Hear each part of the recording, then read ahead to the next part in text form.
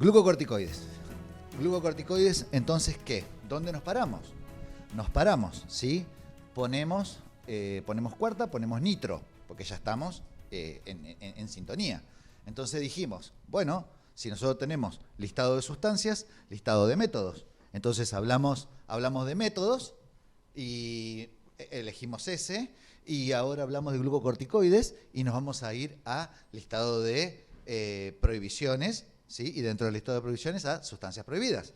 Por lo tanto, la misma cuestión nos va a llevar ahora a este estándar internacional. Está mucho más fácil ahora, ya viene la cosa más entendida. Entonces, ¿y por qué esto? ¿Y por qué esto? Por ahí yo soy obsesivo, ¿no? Así dicen algunos, pero yo no me la creo. Listado de prohibiciones, métodos y sustancias. ¿Sí? Sustancias y métodos. A veces me dicen que tengo que explicar lo que pensé.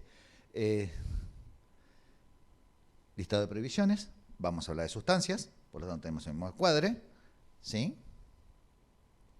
Y acá tenemos las familias, donde dijimos que todas las familias están prohibidas en competencia. Y tenemos algunas familias que van a seguir prohibidas fuera de competencia y otras familias que van a estar permitidas fuera de competencia. Ahora, si nosotros sabemos que el punto de corte es 2359 y utilizamos una sustancia que está permitida fuera de competencia, atento a la farmacocinética, porque cuando cruzamos la ventana de las 2359 y esa sustancia aparece en un control en competencia, no es una explicación haberla usada fuera de competencia. ¿Sí? Nosotros tenemos sustancias que están permitidas fuera de competencia, que según su farmacocinética, si cruzan las 2359, van a pasar a estar en el listado de sustancias prohibidas. ¿Sí? Porque están de esa manera. Por lo tanto, vamos a tener sustancias que están prohibidas siempre y sustancias que están prohibidas, ¿sí? Y acá tenemos las 2359. Todo esto queda, lógicamente, a disposición de la organización para que compartan el Power. Sustancias prohibidas siempre, sustancias prohibidas en competencia, ya entendemos a qué nos dedicamos. Sustancias que van a tener otra definición que tiene que ver con sustancias específicas y inespecíficas. Esto es muy importante para la gente de gestión de resultados, porque no es lo mismo utilizar una sustancia que va a tener una función en un sistema específico que utilizar una sustancia que va a tener un impacto fisiológico inespecífico. ¿Se entiende? Es como más pesada la que vaya a tener un impacto inespecífico que la que vaya a tener una cuestión específica. ¿Sí? Por eso en métodos veíamos que una hidratación quedaba dentro de los específicos, pero todos los otros, porque era una hidratación, eran 100 mililitros, nos pasamos, bueno, la finalidad es la hidratación, pero no podemos ponerlo como específico a un dopaje genético o una manipulación de la muestra, eso va a ser inespecífico. Entonces acá tenemos inespecífico y específico para saber nuestra vedette hoy. El médico que no levante la mano que ama los glucocorticoides no tiene amor. Los glucocorticoides son para nosotros, o yo por lo menos, le tengo un cariño enorme. Sustancias de métodos en y fuera de competencia. Y acá seguimos poniendo sustancias no aprobadas, en y fuera, acá tenemos, y estas son las que están, ¿sí? Y ahí van a ver que yo les agrego si son específicas, si son no específicas, si son específicas, para cuando lo lean después tranqui o llegue el momento de las consultas vía las plataformas que quieran o vía la Asociación de Médicos.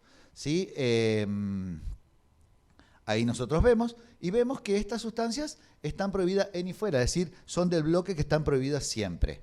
Nuestra vedette no está apareciendo, entonces acá aparece el S9, que dice que está prohibido en competencia Por lo tanto, fuera de competencia se pueden utilizar. Atentos a esa jugada, ¿sí? Y es específico.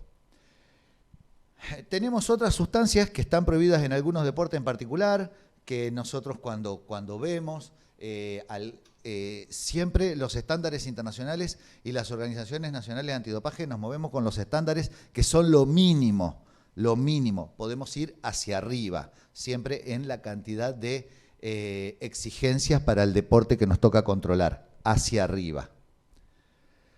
Bueno, los glucocorticoides son quienes vamos a nosotros ver ahora, tenemos claro eso, sabemos que estamos ubicados entonces allá en el S9 y que me interesa dejar en estos 5 minutos finales.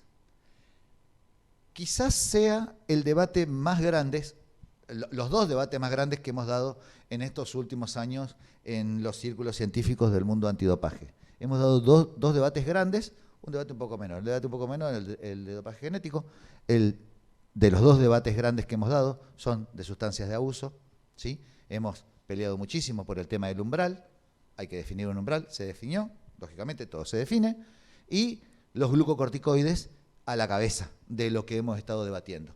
De que si era intraarticular, que si era intramuscular, de que si era esto, que si era de corta, que si era de mediana, que si era de larga, que si medíamos, si era de alto alcance, si era de potencia, yo lo quise poner intraarticular, pero no, pero como la técnica no, pero hice un seguimiento por ecografía, pero no entró intraarticular, entró intramuscular, me llevó puesto un vaso. Todo eso se define en que los glucocorticoides modificaron, lista de prohibiciones 2022, modificaron, y acá es la gran situación para el grupo del personal de apoyo, modificaron sus prohibiciones. Antes había métodos de administración que estaban permitidos y fuera bien, y ahora se modificó. Obviamente que atento a esto he hecho una salvedad específica para que nos sirva a todos los colegas del mundo del deporte y le puse hacia dónde fue la lupa. Miren el globo, listado de prohibiciones. Nos fuimos a sustancias, dentro de sustancias nos fuimos a la S9, dentro de la S9 nos fuimos a las modificaciones entre el listado de sustancias 2021 y 2022, porque cambian año a año. Entonces tenemos que estar mirando año a año cada grupo. Y entonces pasamos en limpio, porque Luis es profesor nuestro, entonces cómo no le voy a pasar en limpio a un pedido. Y sí, el profesor llama, pide algo y los alumnos, ¿qué tenemos que hacer? Cumplir, simple. El profesor llama, cumple. Vos también, Marce, te pasa lo mismo, no me mire con cara cumplimos. Nosotros estamos ahora en el rol de cumplir. Entonces pusimos las modificaciones más importantes. Ojo, todas las vías de administración inyectable están prohibidas ahora. Todas las vías de administración inyectable están prohibidas. En competencia, todas. Antes teníamos las intraarticulares. Ojo, tenemos que prohibir todas. En competencia tenemos que aclarar que la administración oral también incluyen, antes teníamos distintas presentaciones en orales y fíjense que quedó la dental que no está prohibida. Algo muy fino, pero que destruye una carrera deportiva. Si no leímos, ya no el listado, sino el medio de administración, ¿sí? El medio de administración. Entonces, podemos decir entonces que se adosan, las inyecciones locales está prohibida, la vía oral, intramuscular, rectal, intravenosa están prohibidas, porque hay claras evidencias, y esto fue el debate que hemos ido dando, si aumentaba el rendimiento deportivo, no aumentaba el rendimiento deportivo, se llegó a una conclusión, y a la conclusión no llegamos nosotros, los médicos deportólogos de Argentina, que discutimos en una sala de espera, Rodrigo, ¿por qué vos no te das cuenta que no mejora el rendimiento deportivo? Quizás hasta ese sea mi pensamiento.